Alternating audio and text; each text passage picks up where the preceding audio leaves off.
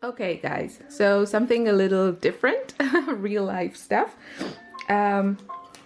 I just got these. This is a food subscription. Lily is also here. Sorry about the mess. That's the usual condition of our house. So I'll tell you about this as I try to open it with one hand. Basically, it's a weekly kind of service that you can order each week, and I just saw that there was like a discount code to try it out, so I'm just trying it out for this week. And you can choose if you want a menu for 2 people or a menu for a family of 4, and then you can choose if you want 2, 3, or 4 meals for that week. And they deliver, you see, this large box. And I chose 2 family meals, and I happened to choose the vegetarian options. And it comes with these fun recipe. So it comes with the recipes and everything, and you can choose. There's a menu of, I don't know how many dishes, like probably 5 or 6 or something like that, maybe more. And you can choose which ones you want to receive. And they have a few vegetarian options always. I didn't see that they had vegan ones. So for this week, I got the rigatoni mit Kräutercreme, which is this type of pasta, rigatoni. I think that's international, well, Italian, with herb cream. Kräuter is herbs. And all their recipes are around 30 minutes prep time. So this is for 2 grown-ups and 2 children. And then you have everything you have to do with the some photos. And this one also has und offen Fenchel. So Fenchel is this vegetable. How's it called in English? Fennel? Did I make that up? Anyway. And then the other meal is gnocchi with mushrooms and spinach. So this is how it comes, really nice. So you have the recipe cards to help you, and I'm hoping that I can actually cook this with my daughter. So Lily has the receipt. She's also enjoying. So fun for the whole family. Okay, maybe she's not happy about it. We'll see. So that's it. Now let's see how it looks on the inside. So it comes packed with a cooling bag. So in theory, I think it's supposed to kind of last for like, I don't know, 24 hours or something, if they leave it outside your house and you're not there to pick it up. And you can choose when you want it delivered. I think it's available in a few countries. Germany, I saw, the UK. Anyway, the nice thing about it, I mean, look at this. This is like luxurious stuff, people. I mean, that's not how I roll in this house. So each meal is packaged like this, and you stick it in the fridge. It will be a bit funny because our fridge is teeny tiny. In Austria, people have teeny tiny fridges. So mostly in the winter, I actually use the balcony as the freezer, as the fridge. And when it's really cold, it's also the freezer. No, actually, we have like a deep, a deep freezer type of thing in the basement. But fridge kind of needs to be in the kitchen, right? It's annoying to go down every time you want the milk. So it tells you to put it in the fridge, and guten Appetit. And that's it. So I will try to, I don't want to open it now because it's so nicely wrapped. And yeah, I will try to film this when I open these babies and share with you how this thing works. So just that you'll realize what I'm talking about, this is our fridge. That's the whole thing. That is everything. And good that I ordered only the 2 meals because I barely could fit them into our fridge. Living in Europe, people. So I'll show you the mess I have here.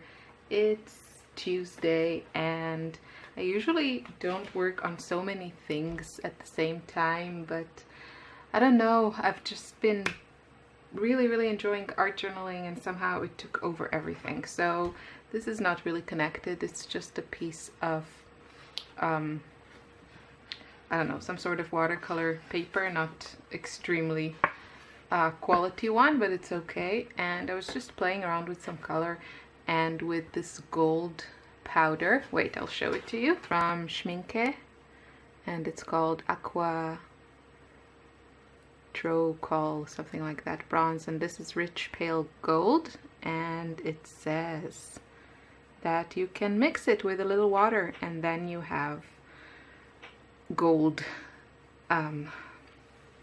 paint, or you can just like add it to your watercolor abstract thingy while it's still wet. So it's really pretty and I really like this. So I don't know what I'll do with it. Maybe I'll just scan it and play around a bit with it on my computer because it's cute.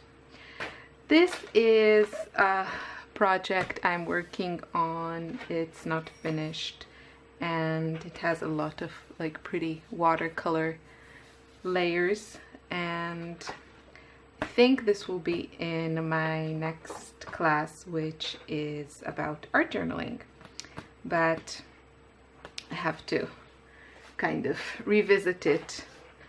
This is my Dina Wakley journal, and this I have a process video, and this one was like practicing just when I got the these guys, the Dr. B.H. Martin watercolors. I did a unboxing first impressions video on that, and then I went back and just added some white gel pen, just doodled a bit, and I'm not sure, like I know I definitely don't want to add black to this because I think the contrast is enough with these colors, but I don't know, maybe I'll change my mind. Maybe somewhere a little black. I don't know what it needs. I'm kind of letting it marinate. And then this one I also made. I think I filmed it, so I'm not sure it's finished. I think it needs a little bit more white somehow. And then this I decided to cut out this piece. This is burlap, and I added some white and fluorescent pink paint. Focus there. So I'm not sure. Oh, and I stapled it because I cut it like this and then I cut around, and so I used my tiny attacher to staple it. And I don't know, I feel like I need to add something on top of it. And this is another, I think, page in process. And then while I was painting, I don't know, this or this, I had some leftover paint, so I thought I would put it on the canvas that I have here. And I think I added, this was just gesso. Yes, I think this was gesso. And I added just a drop of one of the P.H. Martin watercolors, and it gave it this really fun kind of pastel-y look. Really interesting. So obviously I will add more stuff to it, but it's a good start. And yeah, I'm really enjoying this journal. The burlap, I admit, is kind of a bit of a challenge for me, and I don't want to think about the craft. It's so brown. But the watercolor paper is fantastic. Oh, and a little happy accident. While I was gessoing the burlap, because it's so, you know, it has these little holes between the threads that make this. Maybe I can take a few.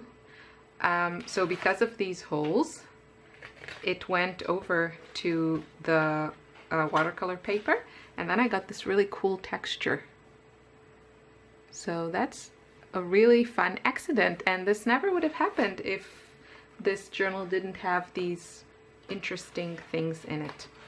So that's where I am here. I really like it. It has such a nice feel, and the cover is nice, and yeah, I'm happy that I bought this one. And then I have this one in my Jane Davenport journal, which, by the way, I was brave and I colored the cover. So this is just, it comes as kind of a bare natural canvas, or kind of whitish, off-white. And I just grabbed some white paint and this paint, and I think the magenta one also from Golden, and just had fun with this. And the other side has also magenta, and also these guys that I found in my local, the big art supply store. They have kind of a weird smell, like, I don't know what they're made of. Alcohol based, right? Okay, so they smell, you know, really good if you like to sniff glue and that sort of thing. Sorry, it's not funny, but that's them. And the fun thing about them is that they have this type of applicator. So for me it's great because I hate brushes and I had cleaning brushes and all that, so you can just use it like that, and they flow really nicely. I have to say, you know, a lot of the times these types of dabbers kind of don't work properly, but these are nice. These are made in Italy, and yeah, I've never seen them. I've only seen them in the store. They're called Grog Grog Squeezer. So this is the mini 20 something, and this color is Miami green, and this color is neon orange, and that's what I used for this, along with some gesso and the fluorescent pink. And I really like how it turned out. Super simple. I kept it very simple. So I'm working on this spread, and I really like how it looks, except this area which I totally messed up, and I have no idea. Now it's completely overworked. It doesn't have the brightness of everything else. And what I'm thinking, I kind of want to rip it out. I'll be honest with you. I really want to rip it out, and I know some people will gasp at home. You know what I just realized? I was taking pictures of my project for, sorry, there was something on the screen and I thought it was on my face. I was taking pictures of my finished project for Hip Kit Club, and I wanted to show that I also used this paste from Shimmers, and I left it open for hours and hours, and I think, oh, actually, no, it's not completely, okay, it didn't completely dry up. It's one of those days. I was editing my video and then suddenly my computer died, and I had a heart attack thinking that my computer died. But turns out the electricity went off in our house, so hopefully it will come back on at some point. But I thought it was a good opportunity. I was thinking about doing some face to camera filming, so perfect opportunity. No electricity, I can't work on the computer. And also, the truth is that I'm having such a good hair day that I thought, okay, I must do a face-to-face video. And I'm just kidding, because there are no such good hair days for me. I just went to the hairdresser for the first time in, I don't know how long. I think in the last 3 years I went maybe 2 times or 3 times to the hairdresser. I hate going to the hairdresser. I never have time. Anyway, it was just funny because I don't really have like a, okay, random stuff. If you want to hear stuff about scrapbooking, then yeah, maybe later in this video. So I don't have here in Austria as Janska said on her video, don't judge me on how things are looking, but I think this part is much better than this part, and this part is mostly what's showing. So anyway, I don't really have like a regular hairdresser here in Austria, and I try whenever I go to Israel to go to my hairdresser there, and I just color my own hair at home. And that was also a funny thing. Well, not funny, haha, kind of funny. Why? That they don't have in Austria this hair color in, you know, regular stores. You know, like in a box from L'Oreal or something like that. So I actually have to have my mom send me or bring me my hair color. I don't know, I guess Austrian women, I mean, this is not my natural hair color, but I think it's a pretty one. And sorry, I have to touch my hair when it's so pretty, you know, like once in a decade. So yeah, so I just color my own hair at home. Now, the whole hairdresser experience, I have to say, is also a little bit different. In Israel, I go for years and years now, I think over 10 years, to this little hairdresser shop in just, you know, a random neighborhood in Haifa, my hometown in Israel. And it's a business operated by a mother and her son, and they are just lovely people. And you know, it's like such a family place, and the shop itself is quite small, and they did kind of a really gothic dramatic type of decor. I don't know, the mirrors have all kind of like huge black thorns, and if you didn't know them, you might be a bit scared to go in, but I know them and they're lovely. The son is like really hilarious, and yeah, they're just really good people. So whenever I'm in Israel, I try to go there, get my hair cut, and you know, do that. And in Austria, well, today I went to the nice hair salon in the mall, and it was just, you know, it's a huge thing with like a million chairs, and they have like all these, everyone is like dressed in black, and they use gloves when they do everything on your hair, which I really like all that part, but you know, it's just so different from what I'm used to. I'm super low maintenance, and it's just, you know, completely different.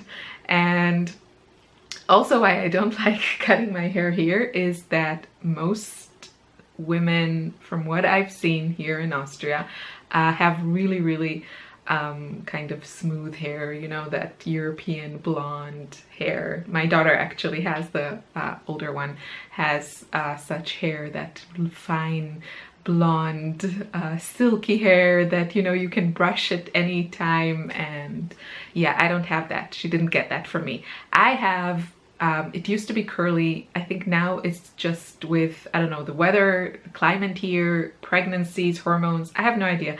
Now it's just frizzy. Sometimes it's wavy, but most of the time it's just frizzy. And I don't think the Austrian hairdressers know what to do with my hair. So that's why I'm also a little bit reluctant to cut it here. And it was just funny because she was blow drying my hair to cut it.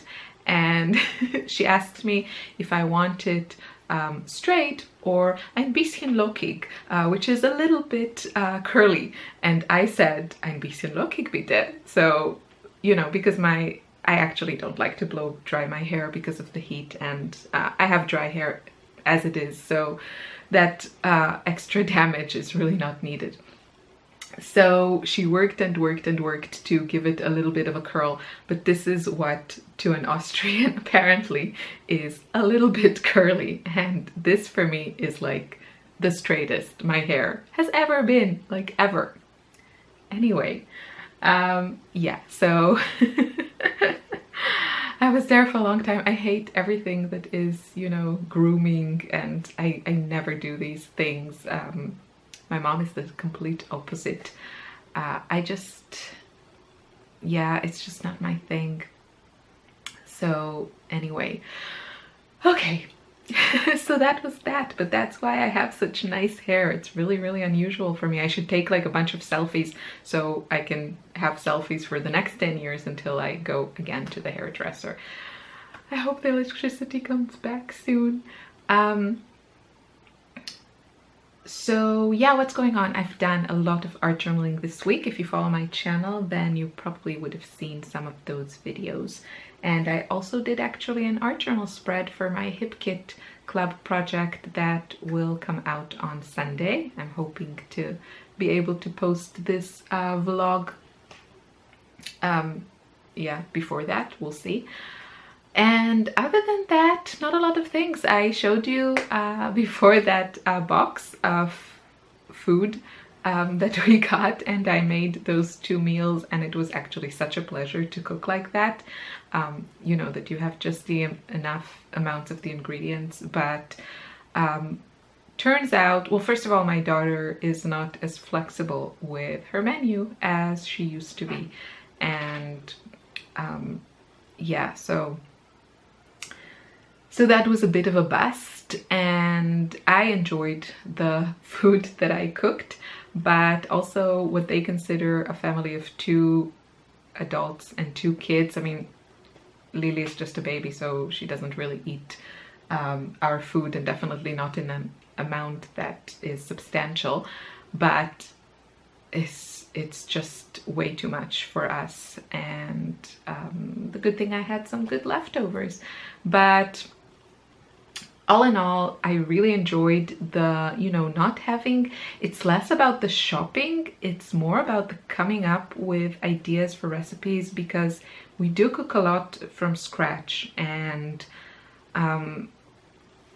I actually mind less eating the same thing, but my husband seems to want some variety. And yeah, and also our local supermarket has, we live in the countryside, and the nearest supermarket is in a small village, and it has, I would say, not a lot of variety, and mostly, you know, the stuff that are really, really popular here in Austria. And I am used to having a lot more vegetables and, you know, things like, okay, now they have it also, but before it was actually a problem to get like sweet potatoes and eggplants, and yeah, mostly those 2, which are kind of my favorites. So those are a little bit trickier to get in my nearest supermarket. And things like fresh herbs, they have here in the small supermarket, they have, I think, parsley, chives, and that's kind of it. And I am like, where's the basil? Where's the coriander? I need it, give me. So, not to mention, you know, rosemary, thyme, but those are kind of like, okay, also dried. But I mean, basil and coriander, it's kind of a must. So, I'm so random today. I know, it's fascinating stuff. No, I actually would like to take you with me to the supermarket, just because I always find it super fascinating to see the differences between supermarkets. There are a lot of differences between the supermarkets here and the ones in Israel. The most noticeable one for me is just how efficient the cashiers are here. But I will say that for the cashiers in Israel, that I think here the whole supermarket staff is paid handsomely, or let's say a lot better than the one in Israel, where it's considered one of the, you know, low paid minimum wage jobs. And I think here it's better. I haven't seen a paycheck, but the personnel definitely seems more well trained. So my guess is that, you know, if the company puts their effort into training the people, I'm guessing that it's also more attractive. I don't know, but from what I can tell, they are so much more efficient. You can go in and out of the supermarket in like no time, and I love that. It's so easy to get used to that. And also the packages here are very, very small. Like peanut butter you can find in not so small, but maybe like twice as big. And I visited my friend in America, and I think in their cupboard they had, I think, 3 jars of, you know, peanut butter that were like this big, and we don't have that here. Mayonnaise they have in like tubes, that kind of like, you know, toothpaste tubes. So things are very, very small. You don't have anything, you know, to drink more than a liter, except probably alcohol. But I don't drink alcohol, so I'm not that familiar, but they drink a lot more here than they do in Israel. Yeah, wow, I've been talking for 13 minutes about really, really nothing. Yeah, so that was kind of my week. I hope this wasn't too rambly and random for you. On my desk, actually now it was mostly leftovers from the hip kit stuff that I was creating, but I'll have also an art journal video coming up of one that I really, really enjoyed making. And I think I will stop filming now and go make some stuff. And yeah, thanks for watching. Bye.